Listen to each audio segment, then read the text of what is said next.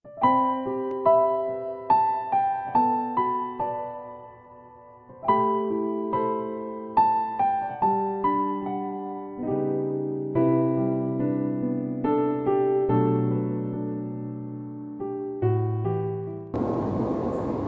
bisa berjumpa lagi dalam acara bincang-bincang kita pada kesempatan hari ini. Di sini saya sudah bertemu dengan Ari. Sudah lama kita tidak ketemu, baru kali ini ketemu. Dan saya kepengen tahu, pengen mendengar cerita dari Ari. Bagaimana kabarnya Ari sekarang? Karena teman-teman kita ini belum tahu siapa Ari, tolong dong Ari bisa sedikit cerita, memperkenalkan diri, memperkenalkan keluarga dan anak-anak. Sudah berapa lama menikah? Boleh diceritakan. Silakan Ari. Nama saya Ari. Saya kepala keluarga dengan 4 anak, 2 cewek dan sepasang anak kembar cowok. Keren. Dan istri saya bernama Nova. Kami menikah hampir 20 tahun.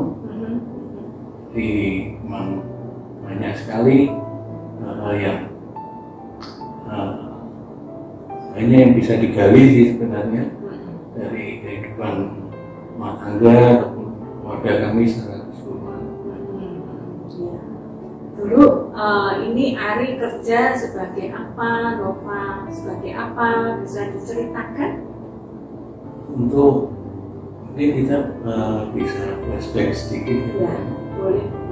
Sekitar 6 atau 7 tahun, 6 tahun yang lalu kami berdua kami masih bekerja di Kudus.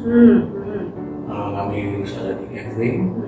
Cuma karena ada peraturan pemerintah dan lain-lain, kami harus selesai dengan itu dan kami kembali ke Semarang.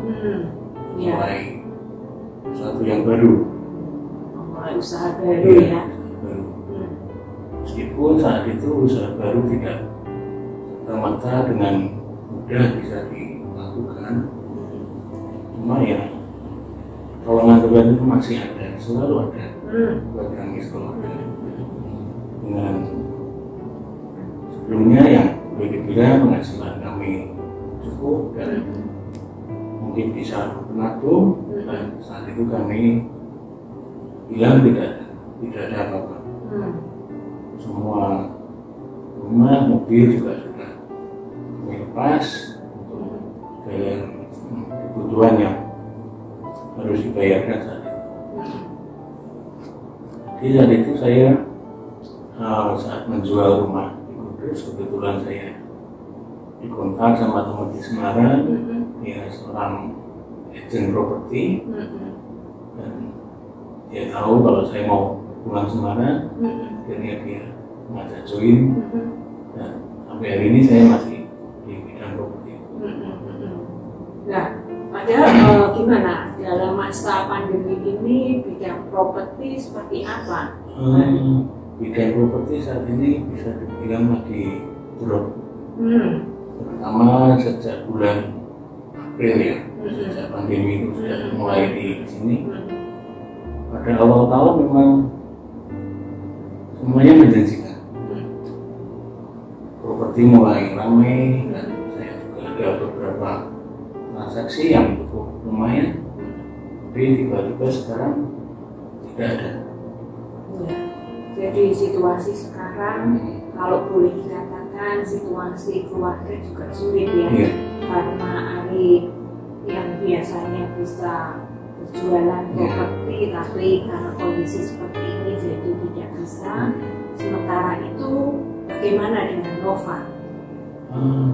Nova puji Tuhan dalam 2 tahun ini dia bekerja sebagai karyawan toko yang ya, bisa dibilang cukup bagus dan bisa menutupi kebutuhan keluarga kami sehari-hari.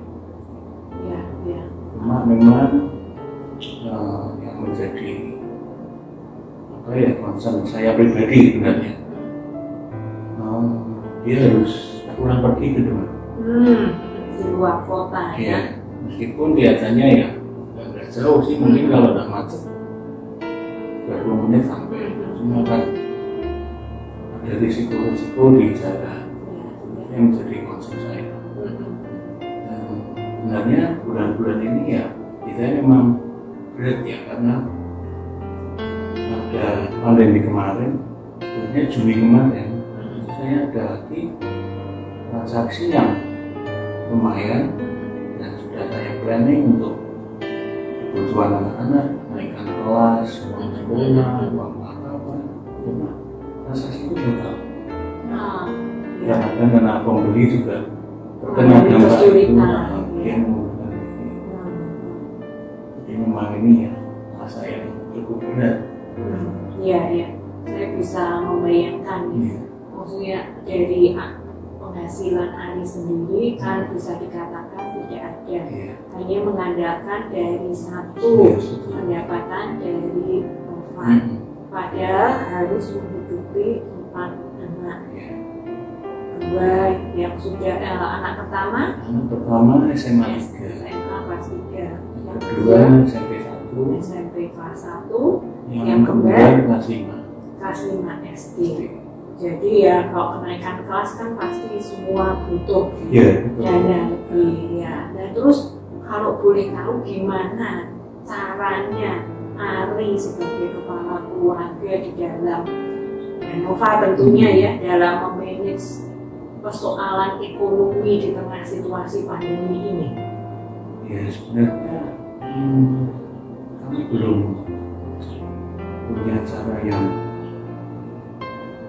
pas untuk dilakukan saat ini, karena kami ingin menambah penghasilan yang lain pun kami juga masih melihat situasi yang seperti ini. Beberapa teman juga mulai buka catering atau buka apapun, mereka juga masih kesulitan dengan kondisi seperti ini. Di saat ini memang kami belum ada solusi yang pasti secara ekonomi. Cuma memang ya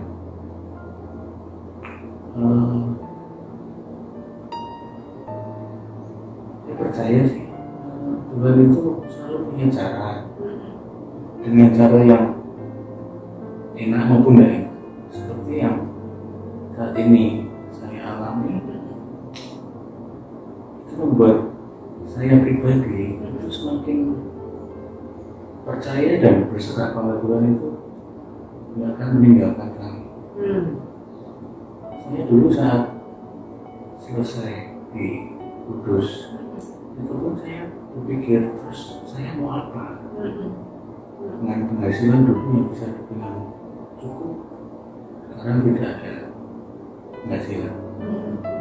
Cuma toh dalam 5-6 tahun ini saya bisa bisa sampai hari ini. Itu penyertaan Tuhan ya, itu pimpinan Tuhan juga. Dan ada satu hal yang menarik, dulu saat saya di Kudus, saya sering antar Pak Charles kalau dia ada bayangan di Semarang dan sore bareng saya. Suatu saat kami ya sering sharing, Pak Charles bilang gini, Ari, mau bertemu koyok bocah sekolah. Maksudnya gimana? Bocah sekolah ini kan mesti apa ujian. Jadi lo rapote ujiannya bagus, terus ya udah kamu naik level, hidup seperti itu. Selalu teringat kata-kata itu, dan saya percaya Tuhan masih belum selesai dengan saya. Proses saya pribadi untuk lebih dekat dengan Tuhan. Jadi dalam situasi seperti ini, situasi ekonomi memang belum berhasil, tapi Ari dan Nova tentunya meyakini bahwa ini dalam prosesnya Tuhan untuk lebih dekat dengan Tuhan, dan pada waktunya nanti pasti akan ada jalan keluar yang terbaik. Itu yang diyakini oleh Ari dan Nova, begitu? Iya. Dan situasi seperti ini sebenarnya juga tidak mudah. Banyak keluarga-keluarga yang malah bertengkar, ya. justru kami tidak mengalami itu. Kami berdua dari pribadi malah saling mendukung. Iya. Meskipun saya tahu Nova selalu berkata tiap hari, aku selalu mendukung kamu. Tiap hari aku doa buat kamu harus percaya, semangat, kamu masih berhasil. Jadi itu yang membuat saya itu ya selalu berpengharapan, selalu bersemangat. Nah, kemarin bulan Juli saya ditelepon sama bos saya di kantor merah. Dia bilang, kamu karena ini kondisi seperti ini kantor bahkan tidak ada transaksi. Biasanya kantor itu cukup banyak, hanya meskipun hanya sewa itu lumayan. Saya juga bergumul, aduh, biasanya mungkin bisa lari ke daerah yang lain di Semarang masih ada. Cuma saya sendiri sudah sama bos saya, sama beberapa rekan itu sudah terikat secara hubungan baik.